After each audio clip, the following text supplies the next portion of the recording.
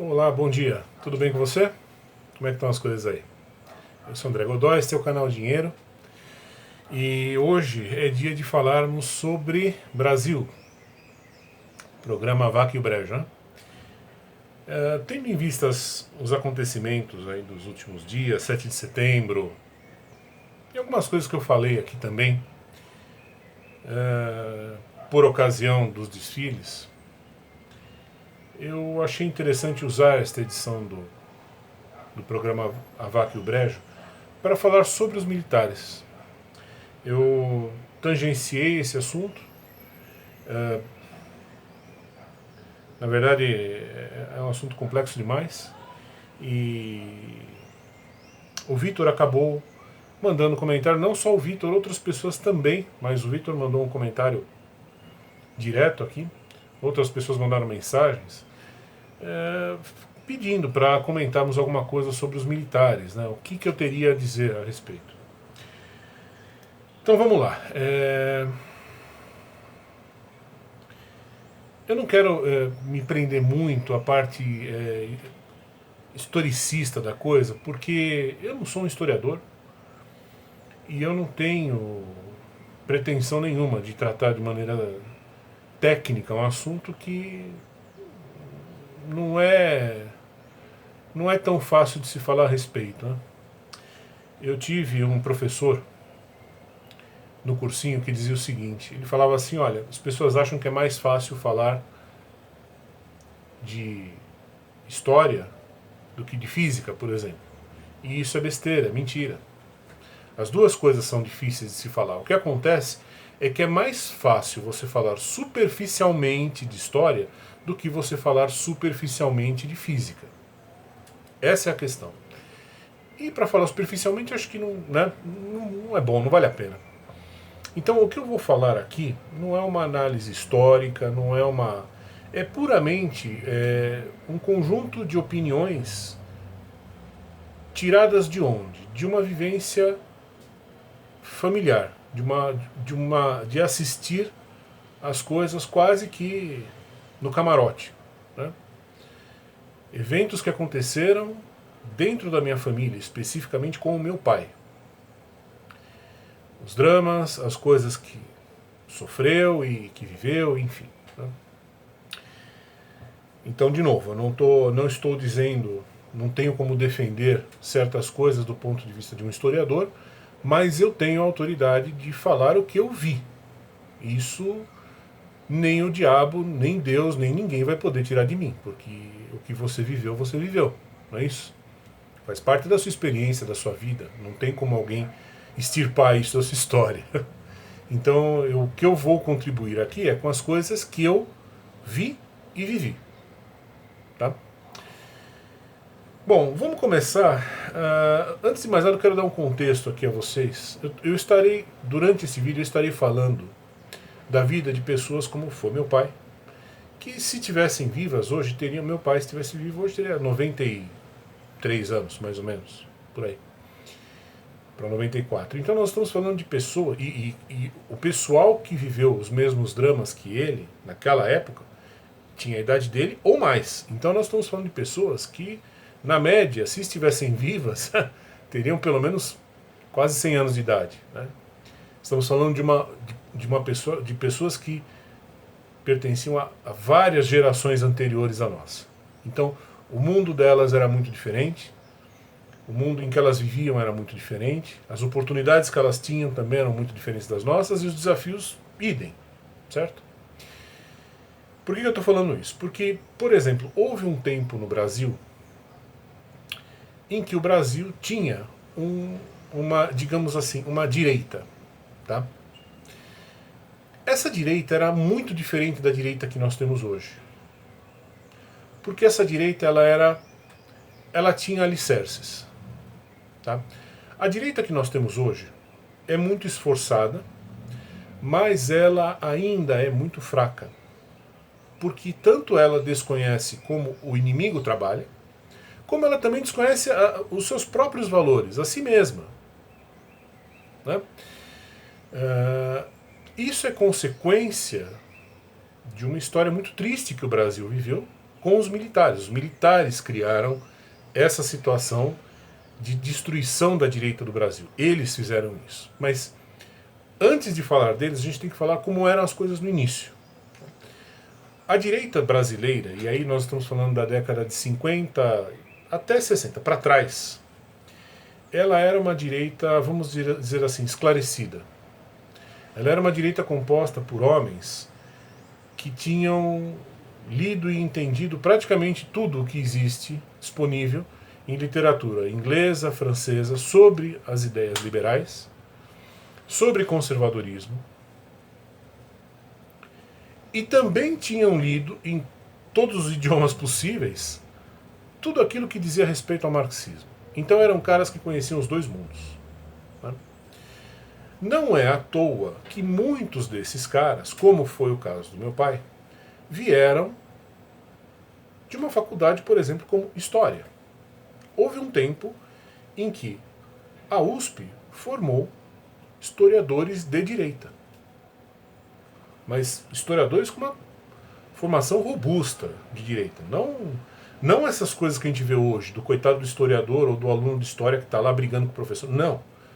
A coisa existia dentro da instituição, existia uma ala da direita, uma ala da esquerda e a briga era aberta. E era um equilíbrio de forças. Né? Meu pai e tantos outros vieram dessa parte da sociedade. Eram pessoas que não tinham nenhuma ligação política direta, não eram políticos, não pretendiam ter carreira política, mas eram pessoas dispostas a dar sustentação moral, intelectual, financeira àqueles indivíduos que também eram de direita e que estavam dispostos a ir para a briga política. Então, é como se existisse uma base feita por pessoas muito preparadas, por pessoas que conheciam muito bem o que era o conservadorismo, o que eram as ideias liberais, o que era o marxismo, pessoas que tinham condições econômicas de participar de movimentos, de financiar candidatos, de se aglutinar e de abraçar causas e fazer coisas acontecerem. Isso era a direita civil no Brasil. Tá? Eram pessoas que tinham um ideal de país. Então, por exemplo, meu pai ele foi muito amigo. Meu pai, na verdade, ele acabou indo para a área do folclore. Meu pai ele virou um folclorista. Né? Ele era um apaixonado pelo folclore do Brasil. Ele vivia dizendo que o folclore contém toda a história, todos os valores, todas as tradições do país. E ele foi amicíssimo do Câmara Cascudo. Ele conheceu um monte de gente. Meu pai, assim, ele transitou por várias áreas, inclusive pela música erudita. Meu pai foi um cara que viabilizou várias coisas no Brasil. Ele trouxe o Mozarteum, Fundação Mozarteum para o Brasil, foi ele que trouxe. Ele tinha muitos contatos no meio artístico, então ele abriu portas, por exemplo, para Elis Regina, para muita gente muito boa. Né? Esse era o caldo cultural, vamos dizer, dos caras até a década de 60. Tá? O cara era de direita e o cara tinha uma... Ele era realmente uma pessoa esclarecida. Né? Ele sabia muito de política, mas ele também sabia muito de arte, ele sabia muito de economia, ele sabia muito de pintura. Né? Eu, quando criança, vi muitos amigos do meu pai que eram pintores, artistas plásticos. Era muito comum conviver com esse tipo de gente em casa. E ele era um cara de direita. Né? Curiosamente, ele e outros, todos esses caras que faziam... Veja, meu pai ele nunca foi uma pessoa pública, nada. Ele simplesmente era um ator, ele era uma peça importante, mas de bastidor. Né? Ele era aquele cara que dava o substrato, ele participava, ele organizava seminários, conferências, enfim. Mas ele não era um cara... Ele nunca foi uma pessoa que fala, não, eu quero o protagonismo. Não, ele realmente fazia parte de um grupo de pessoas que queria construir no Brasil uma sociedade próspera. Próspera tanto em termos econômicos, quanto em termos de civilização. E meu pai argumentava que nós temos um valor civilizacional no Brasil enorme, enorme. Uma coisa que talvez muitos de vocês não saibam, mas a cultura brasileira original, ela não tem nada a ver com malandragem, nada a ver com patifaria, nada a ver com bunda, mulher pelada, nada, nada, nada, nada. Tem a ver, pelo contrário, com bondade, com religiosidade, com esperança, com fé. São valores completamente diferentes que quando você fala para as pessoas que estão andando lá fora, a pessoa fala, nossa, mas isso é o Brasil? Sim, isso é o Brasil. Coisas de valor, realmente de grande valor cultural.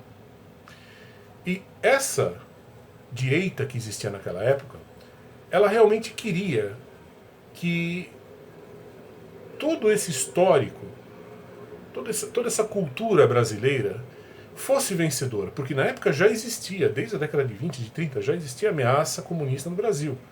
Então, na época da década de 50, por exemplo, 60, já era uma luta para caras como o meu pai, essa coisa de fazer emplacar a cultura brasileira, e não de fazer emplacar uma cultura marxista, que era alienígena à nossa cultura.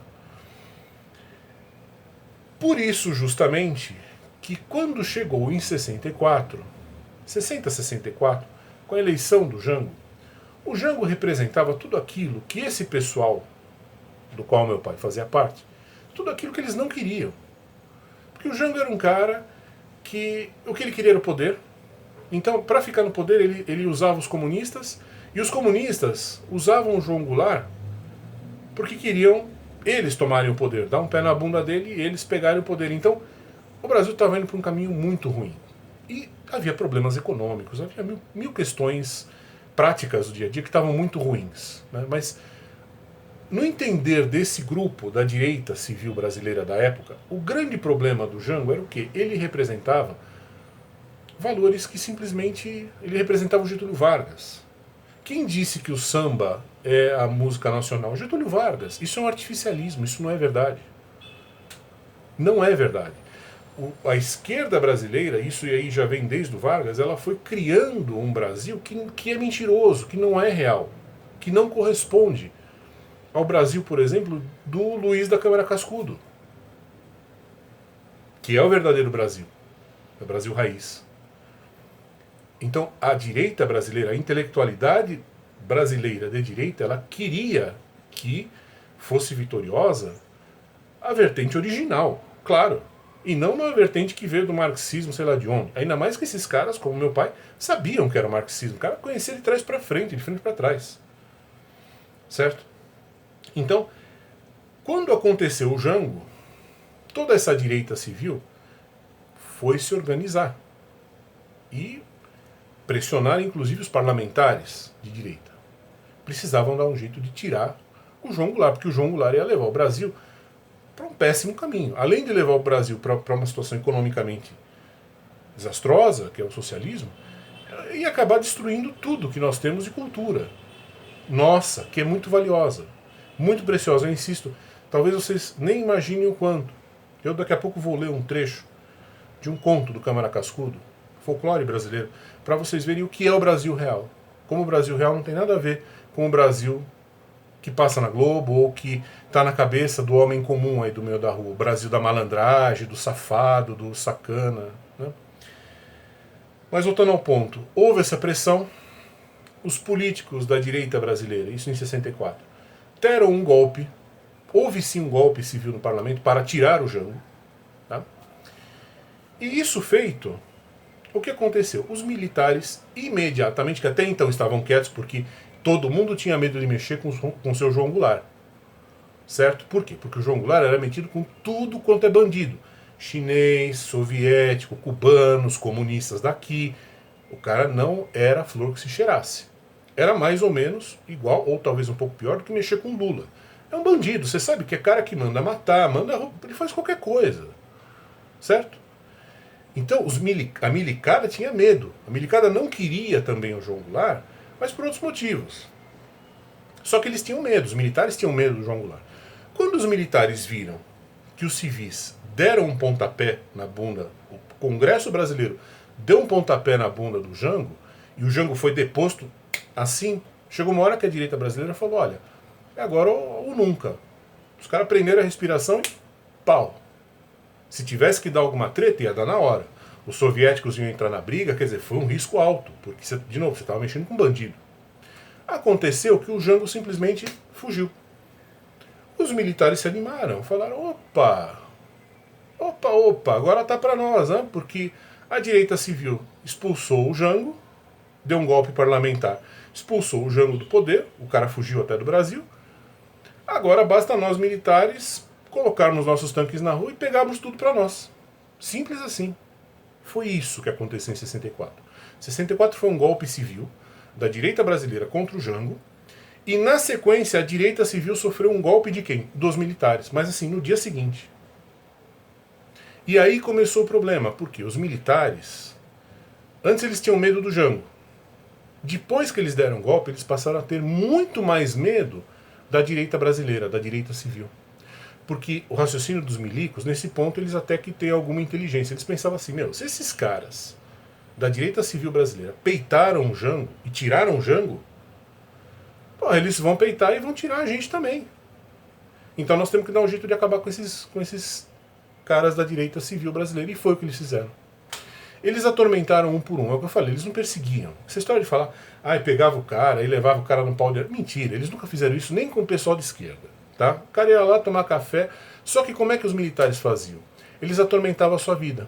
Então, por exemplo, imagine que você trabalhe, e aí você recebe uma cartinha falando que você é obrigado a, nesta sexta-feira, ou amanhã, segunda, por exemplo, você tem que estar no departamento X lá da polícia, para prestar um depoimento. Você vai, você liga pro seu chefe, né, fala, olha, amanhã eu tenho que ir na polícia, tudo bem? O cara já não vai gostar, né? Teu chefe já vai falar, porra, né? Mas tudo bem, você tem lá sua vida particular, suas atividades políticas, é seu direito. Você liga pro seu chefe, você vai lá na polícia. Aí você chega lá, você fica 8 horas sentado esperando alguém te atender. Toma café, toma água, toma chá, come bolacha, o tempo passa, de repente alguém abre a porta, conversa 5 minutos com você e te manda embora. Aí passa uma semana, você recebe novamente uma outra convocação para de novo aparecer lá na polícia. Você vai ter que de novo pegar e ligar pro seu chefe. Fala, chefe, olha, de novo. Quer dizer, o que vai acabar acontecendo com você cedo ou tarde? Você vai acabar perdendo seu emprego, concorda? Mesmo que você seja uma pessoa de grande destaque no seu trabalho, vai chegar uma hora que vai ficar difícil, né? Vão falar, porra, não dá mais, né? Toda hora, porque era tipo assim, toda semana. Para prestar novos esclarecimentos sobre nada. Era simplesmente para fazer você perder seu tempo, para fazer você perder seu emprego, para fazer você, enfim, para te prejudicar. E houve casos... Dizem, né, por exemplo, que eles foram até mais... foram além, por exemplo. Dizem que foram os militares que mandaram matar o Carlos Lacerda. Eu acho bem provável. Porque o Lacerda era o cara que... Ele era o parlamentar que levava a coisa adiante. Né? O cara tinha culhão. Então, os militares eles agiram dessa forma durante 20 anos. Eles foram, aos poucos, eles foram matando toda a direita brasileira. Até que ficaram só eles... e a esquerda.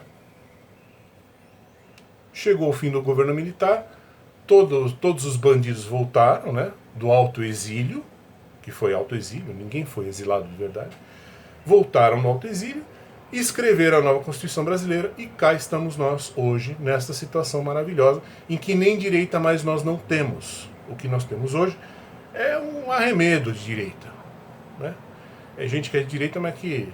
Eu já vi cara que diz que é de direita e fala assim, eu não me importaria de viver num país como a China desde que eu fosse rico. Quer dizer, que raio de cara de direita é esse que valoriza o dinheiro mais do que a liberdade? Ele não é de direita, né? E acabou mudando a cabeça do brasileiro. Eu quero ler para você, só para finalizar, eu quero ler para você um conto, como eu falei, do Câmara Cascudo. Na verdade, assim, o Câmara Cascudo ele nunca escreveu contos, né? Na verdade, ele compilou coisas do folclore brasileiro, da tradição brasileira. E tem um que é muito famoso e que mostra muito bem como é o espírito do o verdadeiro espírito do brasileiro. Tem nada a ver com malandragem, com safadeza, nada. Eu vou ler o conto e assim, era este o Brasil que a antiga direita brasileira, meu pai entre eles, queria para nós. Chama-se A Festa no Céu. Espalhou-se entre as aves a notícia de que haveria uma grande festa no céu. Todas as aves compareceriam e outros animais ficariam com inveja, pois, sendo incapazes de voar, não poderiam ir. Adivinhe quem disse que iria também à festa?